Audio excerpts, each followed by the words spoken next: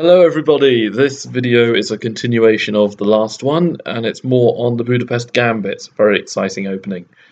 And we're going to continue straight off with the beginning of the Budapest Gambit. And we've already kind of clarified that the main move is d takes e5, knight to g4. And I said we'd be looking at more responses other than just knight f3 or bishop f4. So the first one is queen d5, protecting the pawn. It's unusual, but it has been played. Here what I would do is just play d6. And assuming white doesn't want to go into a line that we'll be seeing in a moment, if white wants to try and defend the pawn for a little while, black can increase the pressure by simply developing pieces and also attacking the queen for good measure. And white's advantage will be pretty much nullified and black will have the advantage here, because if queen takes b7, knight a5 will win the house. So bishop g5, and we'll just keep attacking white's pieces. And black is creating lots and lots of threats against white's prematurely developed queen. So using that, black can just keep on developing pieces, having a lead in development, and causing lots and lots of problems for white's defense here, like just creating threats every move while developing. Sort of Morphy-esque, if that's that's something I can say. And just as this is an example here. I mean, look at black's position. This is just crushing, and I wouldn't be too surprised if black was victorious in the next few moves. White might just resign quite soon. So queen d5 isn't so hot. And there's a similar move, which I feel we have to go over. Queen d4 instead, attacking the knight and defending the pawn. And again, I'd play d6, defending the knight, putting pressure on white. And here we'll see a different method that black can use here if white chooses to take. Here, you could play bishop takes d6 because of trying to increase development, but then queen takes g7 might be possible, bishop e5, then queen g5 could be annoying. And also we don't want to give white loads of pawns, just play knight c6, develop, check, again bring out a new piece, and white can go 2 pawns up. But again, a bishop and 2 knights, plus the queen, have been developed by black, and white has only moved his queen plus a couple of pawns. So the position could quite easily evolve into one that wouldn't be very, very pleasant for white. This is a sample line I looked at with the computer earlier. The computer keeps trying to give white a way out of this and sort of making it not so good for white, but again not great for black. But eventually it's forced to realize that black seems to have a pretty good game here. At least I would say at least black had a small advantage. So that isn't very hot. And then the final line we'll look at in this Budapest Gambit is one that isn't. I don't think it's really got a lot of coverage, to be honest, and it can be quite aggressive. White does give up the pawn with e4. This is called the Alec I Natak. Knight takes f4. So what white is doing here is building a big pawn center and trying to give back the pawn to black and make black's pieces very, very defensive and gain a space advantage.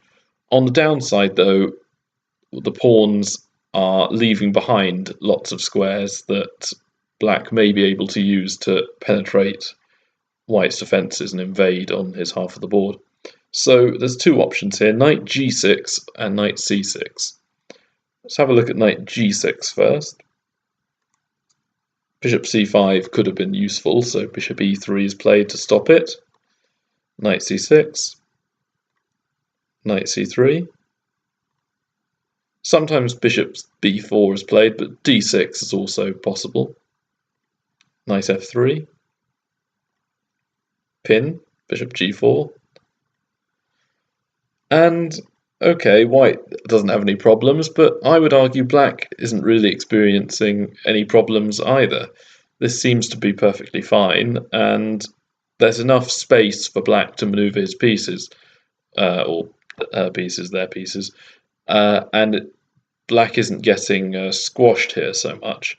But the reason I don't like knight g6 is that white always has a thematic f5 lunge with tempo against the knight on g6 here. So there's potential good points for white. And after, say, rook e8, queen b3, you know, black does have slight problems in this line. It's not great. I would argue that black isn't losing, but it's a little uncomfortable. So, you know, play this if you like. It's not terrible for you. I'm sure you can get an okay position, but I am a little bit hesitant to recommend it. You know, I would definitely go for the rather stranger looking knight e to c6. It does appear to block up your other knight, but that's a bit of an illusion.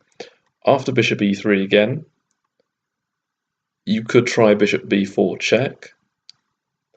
And here you can use the other knight with knight a6. And here your two knights are gaining control of lots of dark squares around the queen side. So white will keep developing, and so will you. And then knight a6 has allowed bishop c5 to be played here. And white could take, but then the black knight comes to a good square. So here black could take and then play d6. So black swapped off a couple of pieces just to make the position less cramped for himself or herself. And black's knights, while they don't look that good now, they can be quite strong, going to b4, c5, maybe even d4 in some positions.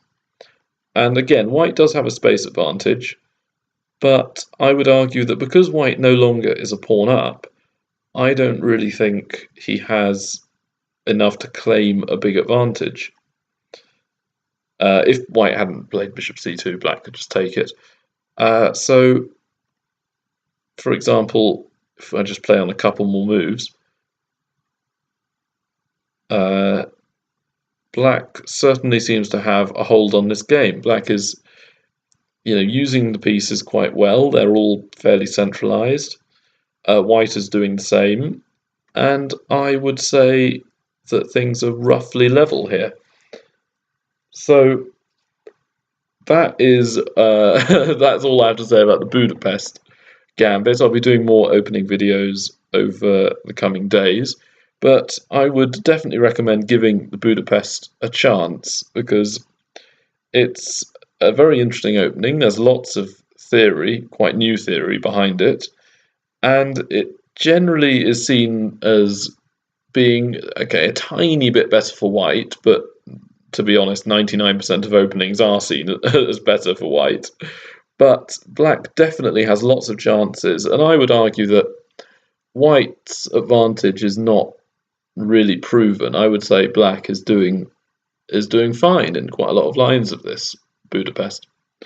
So anyway, give it a go and comment, like, subscribe, and I'll see you in the next video. Bye.